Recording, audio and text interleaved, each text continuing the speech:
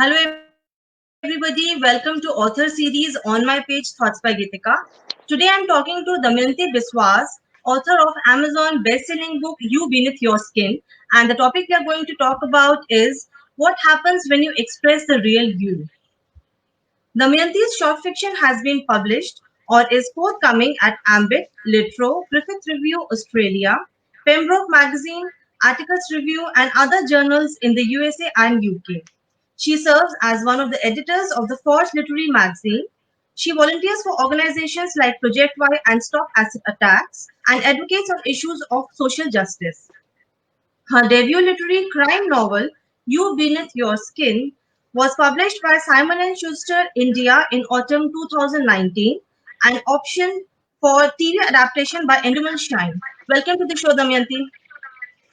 Hi, Geetika. How are you? And thank you so much for having me here. It's a huge pleasure. I have been a follower of your blog for the And, longest time and of your page, and I'm a huge fan. So thank you for having me. and I'm grateful equally. And first of all, congratulations for the success of your book, and it's still counting.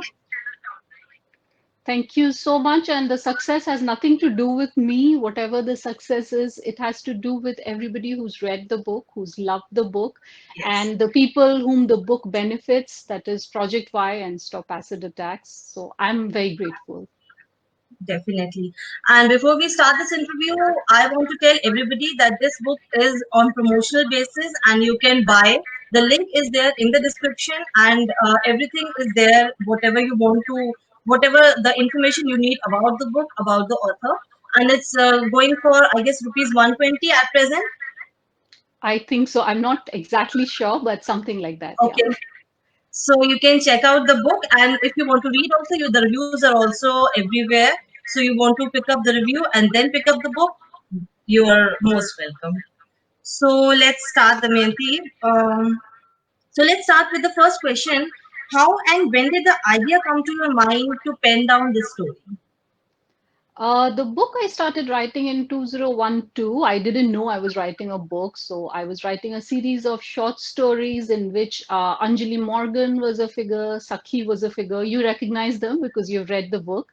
And slowly, as I kept writing these short stories, I realized that the story I wanted to tell was much longer than a short story. So then it became a novel. And of course, at the end of 2012, we had the Nirbhaya tragedy.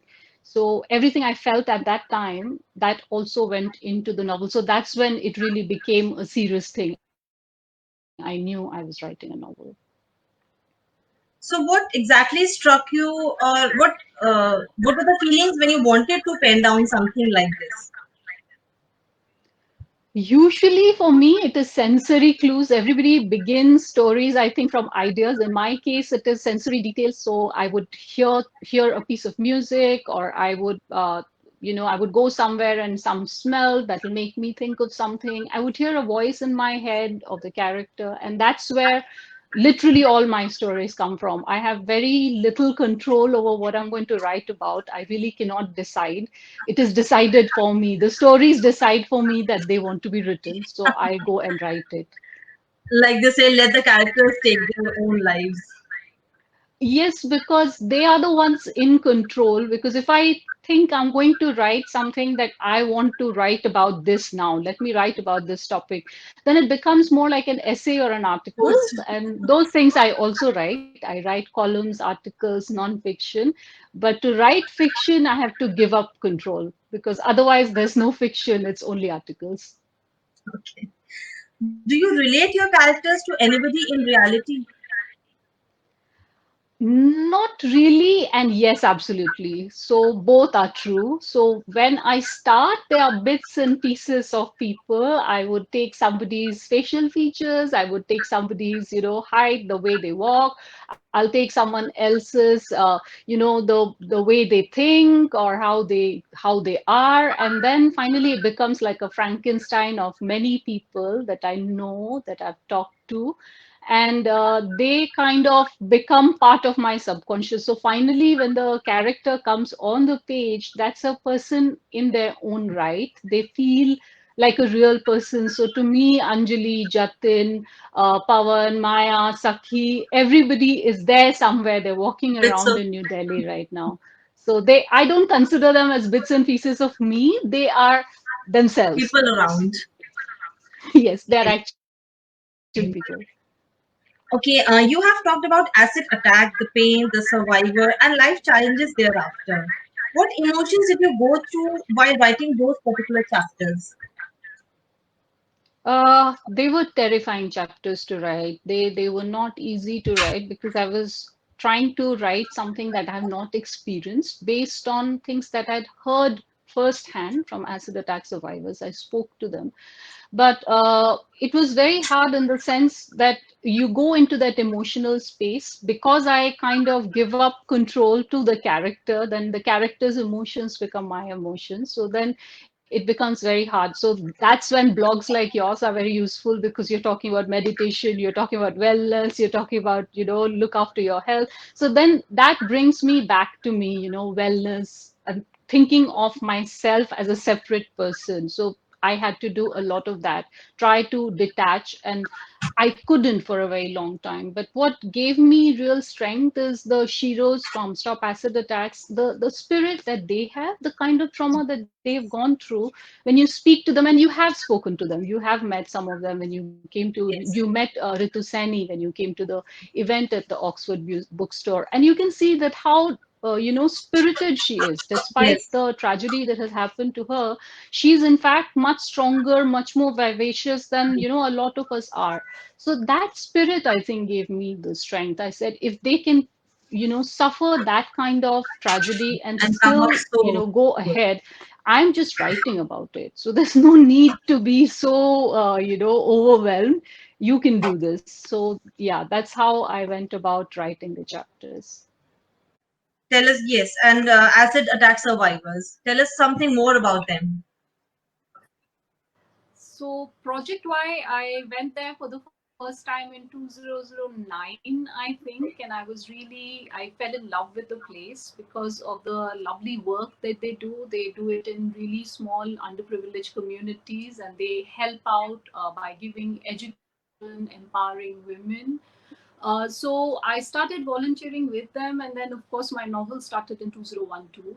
Uh, Stop Acid Attacks. I met the Shiros at the Shiros Delhi in 2014, and that's when I got to know some of them. I became good friends with Ritu Saini, Neetu, Anshu, all of these survivors, and ever since then we've kept up a great connection.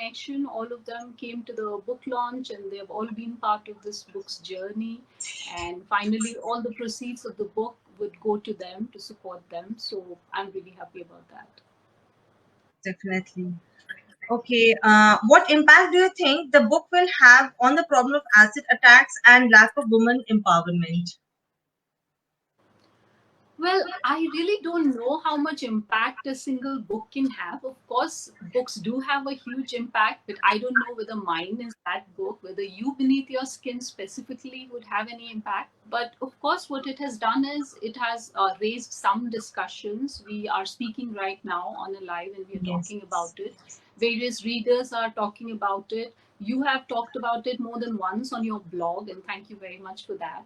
So, and there's discussion on social media about them. So, of course, there's a bit more awareness that has been raised. And now that it is being optioned by Endemol Shine, hopefully, if there's a TV series made, that raises even more discussions. But at the end of the day, it depends on all of us as a society what we are Yes. going to do, how much initiative we are going to take. So, of course, a book can have an impact, but it all depends on the readers what they take away from the book and then what action they decide to take, and that happens over a long period of time. So it's not immediate. You don't read a book and it immediately you go and start doing something, but over a period of time, I think, sure, it does bring about some kind of change in mindset for sure.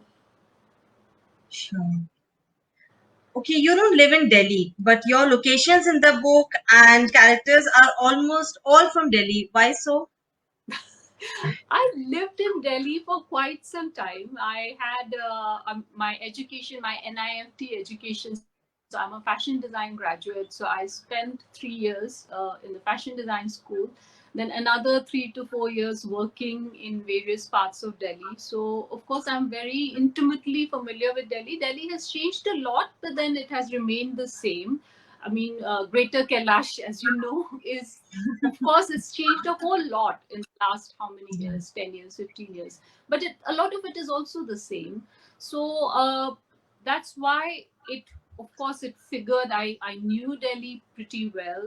And somehow Anjali Morgan's character came to me in Delhi. So that's where I began writing her. So I didn't specifically decide, let it be Delhi. But when it was Delhi, I think it was very good in one sense that, Delhi is the one place where the novel can happen, because if you see the police corruption that's written about in the novel, you realize that the state government does not run the police force. The central government runs it. So there's always like a dichotomy. It depends on who's in the power in the center and who's in the power in the state, and then accordingly the police force functions. Also, the number of migrant workers who come in from places like Haryana, UP, and come in from the villages and then go back to the villages. So what they do is they are bringing their thought process, which is from a little regressive still, little patriarchal still, and they're coming into the city.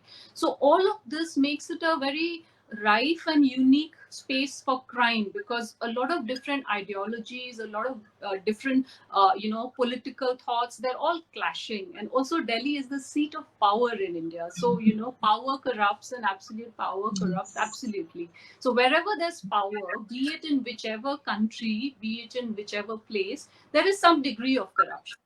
So it somewhere it's less, somewhere it is more. It's undeniable. So all of that kind of becomes like this melting pot, and uh, kind of the sort of thing that I write about in the novel. So you must have taken a lot of time to research everything in detail, putting everything right into places, and then you started the book, or simultaneously both happened? Actually, I did not need to research a lot in the beginning. So the first draft, I did not research much because I already knew Delhi. I had visited the underprivileged communities while visiting Project Y. So in the first draft or so, I was just writing, and then I wanted to make sure that all the details are right. So that's why I went back again and again for trips. I combined them with volunteering trips at Project Y.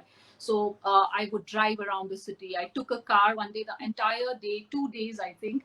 We drove around the whole city, me and my husband, trying to measure whether these locations, just do like a reconnaissance, like, does this happen?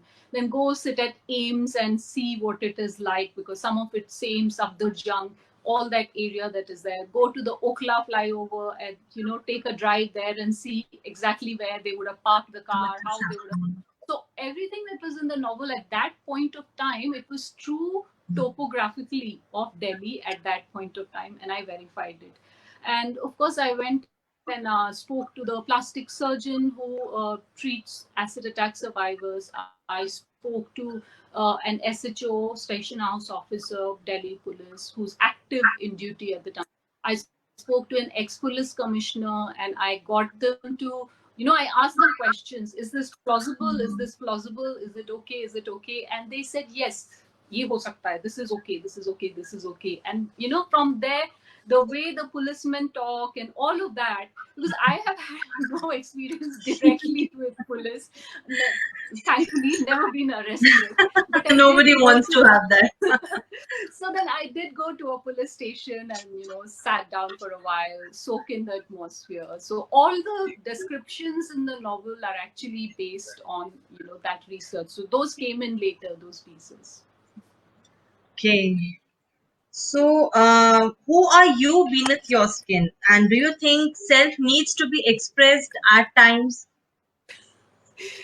Who am I beneath my skin? I think that's a question I think we all ask ourselves. Who am I and who who am I really? And sometimes there's a dichotomy between who I am and who I can be with various people, because none of us are the same person with everyone. So you are different with your child, you would be different with your spouse, you would be different with your in-laws, you'd be different with your colleagues, you'd be very different with your friends, you would be even more different with people you've only met online.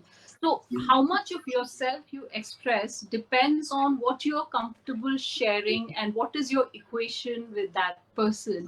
But of course, it is very important to express who your real self is, and which is why art, because in art, in writing, in dance, in music, that's where you can express your real self without giving particular offense to somebody. You can protect all your relationships in your real life. Sometimes you do not, because you end up writing or saying things which do offend people in real life. But it is important to be able to express who you really are, for sure. And that's something that has been explored so much in You Beneath Your Skin, because every character has layers and they go on a journey. They figure out, Maya has vitiligo and she figures out slowly over the course of the journey how she is, going to deal with it. And in her case, it's not even metaphorical, it's literal. She has patches on her skin, so Yes, she and is not a remember, yeah, I guess post 16 drafts, you arrived to the final one, I guess, before giving it a final try. The stamp that it's final now. Yes, actually, to me, I believe no story is ever complete. It's the stage at which you have to abandon it because you realize that you are not making it any better. So, at some point you have to stop tinkering. So then it becomes final. But all writers I know, all writers who are very particular about their stories, they are continuously working on their stories. There are short stories that some people have worked on for 10 years, 11 years, the same short story. And they keep working on it and they keep submitting it, and they're like, okay, no. And over 11 years, you change as a person and then the story changes. So, yeah. But then this maybe you can't then move on to your next work if you are stuck in that You one can, only. you can, because a lot of people work at a lot of different things at the same time. So, for example, when I wrote You Beneath Your Skin, I was not just writing that novel. I wrote another novel, which is now, in a different stage of editing or whatever. That's a finished novel that's sitting there. I wrote so many short stories that, have been published, are in the process of being published. I wrote columns, I wrote articles. So you keep on writing and then you keep going back to different stories at different stages as it happens. So uh, some people are writing, they write 4 novels at the same time. That I don't know how they do. Usually I try and write one novel and then I kind of, mix and match with other forms of writing. Okay. And who decided this final end of your book? I really liked it. But this is not a like spoiler or something. It's just between the author and I'm just asking that were you the one who decided this end or some critics helped you out? This end is the end that I stuck with. Through all the drafts, I could not write a different ending because to me, a story kind of inevitably leads somewhere. It is the pace of the story. So, and the ending of a story cannot be imposed from outside. So, you might want a different ending. I honestly wanted a different ending. The ending that I've written is not the ending that I wanted to write. But that is the ending I stuck with, despite a lot of different critiques that kept on coming, saying, make it different, make it like this, make it like that. But I knew that the novel that I was writing was leading, like, in that direction. Like when a comet hits the planet Earth, it is coming down, So there's no way it will not You're just just right. change direction. So the end is like, the end will crash where it has to crash. It will go where it has to go. So uh, I did try that chapter. The last chapter was rewritten 2-3 times, and after that, all the drafts I wrote, that last chapter never changed. The first chapter has changed, I think, so many times, but the last chapter did not change. Okay, so let's move on to the audience. There are many people saying hi to you. You can see Hello. comments on your screen. My entire screen is frozen. This technology is not in love with me, so I'm sorry, guys, if I'm not responding to anybody. Please read Okay, out the name so I now can say hello. you can see now on the screen Rani I Bhardwaj. cannot. Okay, Rani, hi. Rani is from Project Y, yeah, I'll take out the who's names the then. manager from Project Y. Satish Chandra is also saying hi. He's also Shamsi from Bakshi, Project Y. She is Shamsi also from Bakshi, Project Y. That's Rajay Shamika. Kumar. All of them, they're all my Project Y family. They're Yes, the ones who had the patience to sit through the glitch that we went through. Janak, Neha, Surinder, Annie, Sabran, everybody are saying very nice, ma'am. And okay, then Tulika is there. She has been waiting since a week, and now finally Yes, she hi is here. Tulika. Sorry, he glitched out and I disappeared, and then I was doing all kinds of hand actions. But this is the first time it's ever happened to me in a life. The whole thing kind of crashed. My phone was frozen. So I'm really sorry. So Dharmender says your online talk is always inspiration for Project Y. Thank you for supporting Project Y. Then we have Very welcome. They are my inspiration, really. It's actually the other way around because the kind of work they do. You've met Anuradha Bakshi, so you've seen the kind of work they do. You've heard her speak. So after you speak to someone like Anuradha Bakshi, after you meet someone like Dharmender Beniwal, Rani Bhardwaj, you feel that you do have to yes, do something. You have to be part of it. You felt it as well, and I remember because the you power said is you there. You feel could feel it. yes. Okay. Seema Sharma is also there. She says thank you for Hi, supporting Seema me. ji. Pushpanjali is Hi. there. She says so good to hear you, Damayanti. Hi, Pushpanjali. I know her from Facebook. Lovely friend. Okay. I'm really sorry. I can't see anyone. I tried. Maybe because phone has less options. If we connect through laptop or computer, desktop, then Okay. maybe they have more options of seeing the Right. comments also. Right. Right. Okay, Aman Kaushalya Sharma says, "You Beneath Your Skin is wonderful book. Damayanti Biswas, you are such wonderful human being. Thanks for the support towards Project Y." Thank you so much, Aman. You guys are really great. Aman is an artist. He's a success story from Project Y. He studied at Project Y and now he's studying art. He's brilliant and very, very talented. Someday we're going to hear more from him. Okay. Then Tulika is there. She is asking, you have so many diverse characters. How did you manage to get all the voices authentic? That of a police officer, Jatin's, and that of a teen as well as an autistic teen. Was that difficult?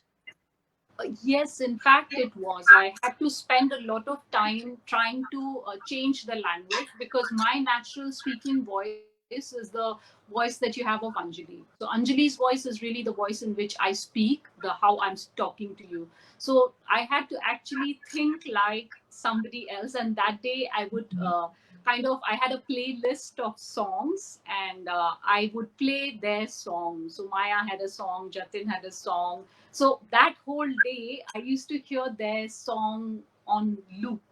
So, for example, Anjali's song was "Abhi Mujh Mein Kahin Baki Thodi To Hai Zindagi." So I would listen to that on loop, saying that Agnipath song. So like that, every character had their song. So I had five voices, five songs, and the day I would write a chapter, I just used to play their song on loop. That's how I tried to get their voice right. So this song also would be coming on its own for individual characters. Yes, for Maya it was a more bubbly song. For Anjali it was a sad song. For Jatin it was Koila Kala Hai Chattano Se.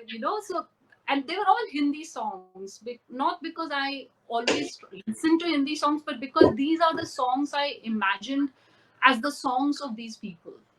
So I thought this is the spirit of this person. So Yes, this is yeah. interesting to know. That's what Tulika is also saying. That's so interesting to know. Thank you. Definitely. So before we wind up this show, one last bit to all your audience.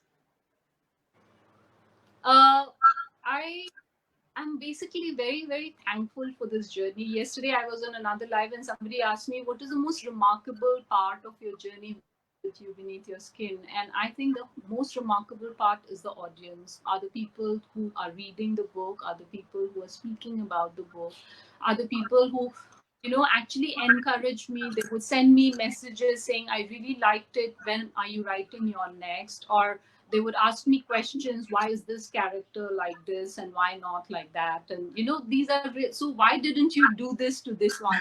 That's not fair. So the thing is that really is oxygen for a writer, because you Yes. realize that you're able to create an entire world. So I would just say thank you to everybody who reads. I mean, not just reads me or reads You Beneath Your Skin, but generally people who read books are a little close to my heart, because I kind of identify with them a lot. So I kind of find that there's a commonality with them. So my message to everyone would be, please go out and read books, spread education, work for the people who are disempowered, just like Project Y and Stop Acid Attacks are doing so wonderfully well. So support organizations like them. And of course, thank you everyone for your love. Thank you, everybody. Thank you, Damayanti, for joining in. Okay, bye bye. Bye. Thanks. Bye.